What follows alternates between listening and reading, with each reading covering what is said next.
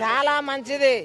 ఇక్కడ తెలంగాణలో సక్సెస్ఫుల్గా రన్ అవుతున్నది, అట్లానే అక్కడ కూడా సక్సెస్ఫుల్గా రన్ అవుతుంది. బరాబర్ రేవంత్ ఎఫెక్ట్ అక్కడ ఆంధ్రాలో కూడా పడిందని ప్రతి ఒక్కరు చూసి నేర్చుకోవాలి. ప్రతి రాష్ట్రంలో ఈ ఈ ఒక్క పథకం అమలు కావాలని నేను బరాబరి అనుకుంటున్నా. చుట్టం ఎందుకు అవుతాడు, సీఎం అవుతాడు. అన్నా రేవంత్ రెడ్డి అంటే ఒక రాష్ట్రానికి సీఎం. ఆయన గురించి అడిగేటప్పుడు మీరు మీడియా మిత్రులు మర్యాద పూర్వకంగా క్వశ్చన్స్ చేయాలి. ఎందుకంటే ఒక ప్రజా ప్రతినిధిని ఎట్లా మాట్లాడాలనేది అది మీరు నేర్చుకొని మాట్లాడాలి. లేదు మీ చుట్టామా రేవంత్ రెడ్డి? రేవంత్ రెడ్డి సార్ అనండి. రేవంత్ రెడ్డి గారు మీ చుట్టమా? కాదు, చెప్పింది ఆర్టీసీ సక్సెస్ఫుల్ గా రన్ అవుతుందని ఎవరు చెప్పలేదు. ఎంతమంది ఇక్కడ ఉన్న లేడీస్ ని ప్రతి ఒక్కరిని అడగండి, చెప్తారు. ప్రయాణించడం సక్సెస్ కాదు. ఏంటి ఎటువంటి సమస్యలు లేకుండా దానికి ముందు తీసుకెళ్తాం సక్సెస్ అంటారు. సమస్యలు నిన్న కాక మొన్న దాన్ని ఆర్టీసీ సమ్మెకి ఎందుకు దిగింది? ఫెయిల్యూర్ అనే కదా దిగింది. మొత్తం నీవే చెప్తే నేను ఎందుకన్నా చెప్పని చెప్తా. సక్సెస్ఫుల్ అనేది ఏదైనా చేసేటప్పుడు అవకతవకలు పక్కా వస్తాయి. ఏడైనా సరే అది దాన్ని దాటుకొని వెళ్ళిపోతేనే ఏదైనా సక్సెస్ అనేది వస్తుంది. అర్థమైందా? మనం ఏదైనా కష్టపడతాం, ఇల్లు కట్టేటప్పుడు చెమట ఊరిస్తేనే ఇల్లు అవుతుంది. లేదని చెప్పి డైరెక్ట్ మనం మ్యాప్ వేసుకుంటే అదే ఇల్లు అని చెప్పి మ్యాప్లకు జొరతామా? జొర్రాము. అర్థమవుతుందా? ఏదైనా ఉచిత బస్ అనేది ఫస్ట్ పెట్టినప్పుడు ప్రతి ఒక్కరికి హుషారునెస్ ఉంటుంది. అరే ఎక్కాలి, పోవాలి, మేము తిరగాలి, మేము అదే అనేది ఒకటి ప్రతి ఒక్కరికి ఉంటుంది. కాబట్టి జర ఫస్ట్ కొద్దిగా సమస్య వస్తుంది. తర్వాత డైలీ తిరిగి తవ్వుకుంటారా? ఇంట్లో భర్త ఊకుంటారా? ఇంటి వాళ్ళు ఊకుంటారా? ఎవరు ఊకుంటారు? దాన్ని జర గమనించాలా. ఏదైనా సరే సక్సెస్ అవ్వాలంటే కొద్దిగా జరగాల. ఇంకా పెట్టాలంటవా? ఆంధ్రప్రదేశ్లో కంటిన్యూ చేయాలంటవా? బరాబర్ పెట్టాలి, దేశం అంతా పెట్టలేదు.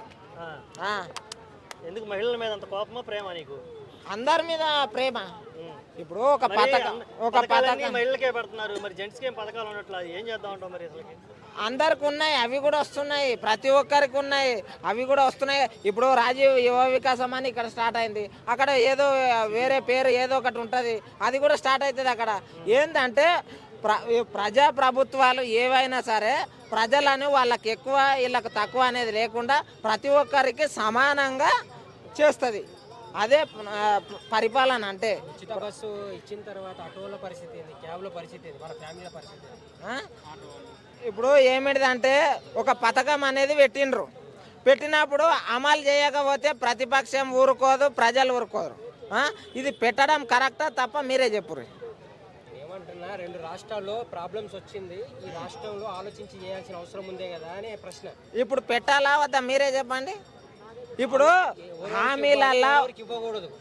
ఇస్తే ఒక 60 సంవత్సరాలు లేకపోతే వికలాంగులు కొంత ఆలోచన చేయాల్సిన అవసరం ఉంది అని మన ఆలోచన.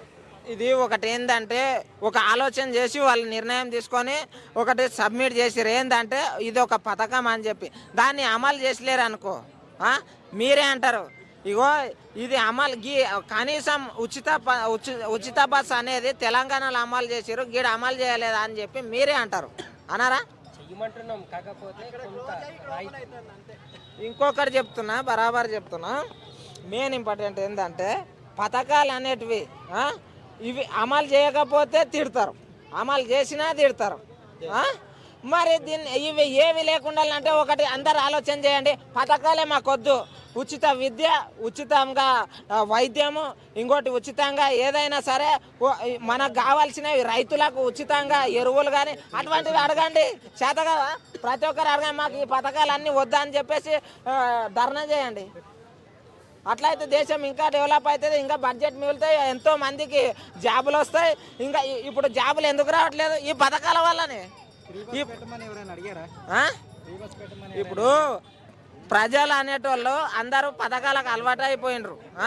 అలవాటు అయిపోయినందుకు ఇప్పుడు అందరూ పథకాలు ఎవరు బాగా పెట్టినరో వాళ్ళకే ఓటేద్దాం అన్నట్లుంటారు ప్రజలు. అటువంటిది ఉన్నందుకు వాళ్ళ పథకాలు పెట్టినరు. అదే మనము మార్పు కోరుకుందాం, అందరం కలిసి పథకాలు ఏమొద్దు, మాకు ఏం లేవు, ఉచిత వైద్యము, ఇంకా ఇవి ఉచిత విద్య అవి కావాలని చెప్పి అవి అడుగుదాం.